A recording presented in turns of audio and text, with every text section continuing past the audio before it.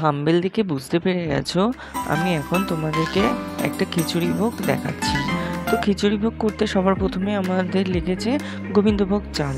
গোবিন্দভোগ চালটাকে আমি ভালোভাবে কচলিয়ে ভালোভাবে ধুয়ে নিয়েছি। তোমরাও এইভাবে ধুয়ে নেবে। অনেকে গোবিন্দভোগ চাল ধোয় না বাড়িতে, গন্ধে চলে যাবে বলে, কিন্তু সেটা করবে না। সবসময় চাল হোক ডাল হোক সবসময় ভালোভাবে ধুয়ে নেবে, কারণ ডাল এবং চালে অনেক রকমের ধুলোবালি থাকে।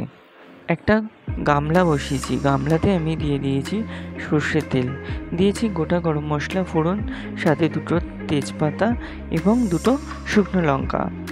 তোমরা যারা আমার চ্যানেলে নতুন আছো তারা আমার চ্যানেলটা সাবস্ক্রাইব করে আমার পাশে থেকো।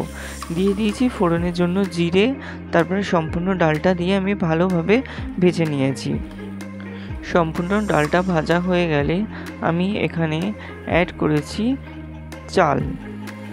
চালটাও এখানে আমি অ্যাড করে দিয়েছি। এখানে আমি নিয়েছি গোবিন্দভোগ চাল, এখানে 200 গ্রাম গোবিন্দভোগ চাল রয়েছে, আর ডালও রয়েছে 200 গ্রাম ডাল। আদা কাঁচা লঙ্কার পেস্টটা আমি এখানেই দিয়ে দিলাম। আদা কাঁচা লঙ্কাটা ভালোভাবে পেস্ট করবে। দিয়েছি সন্দুক লবণ, তারপর দিয়েছি আমি হলুদ গুঁড়ো, দিয়ে সম্পূর্ণ উপকরণটা আমি ভালোভাবে মিডিয়াম আঁচে দিয়ে ভেজে নিয়েছি। দিয়েছি জিরে গুঁড়ো, তারপর দিলাম চিনি, তারপর দিলাম ধনে গুঁড়ো, তারপর দিয়েছি একটা টমেটো কুচি, দিয়ে সম্পূর্ণ উপকরণটাকে মিডিয়াম আঁচে আমি ভালোভাবে ভেজে নিয়েছি। তারপরে একে একে অ্যাড করেছি গাজর, বিনস, পেঁপে,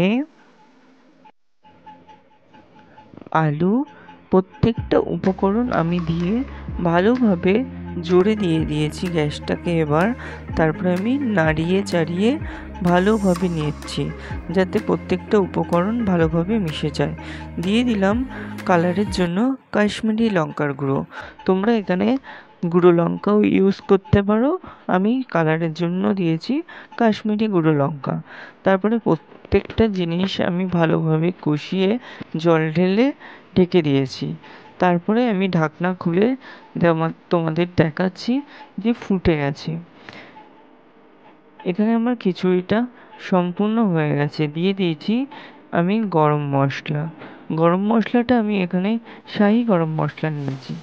তোমরা যে যেরকম গরম মশলা পারবে তোমরা সেটাই দেবে।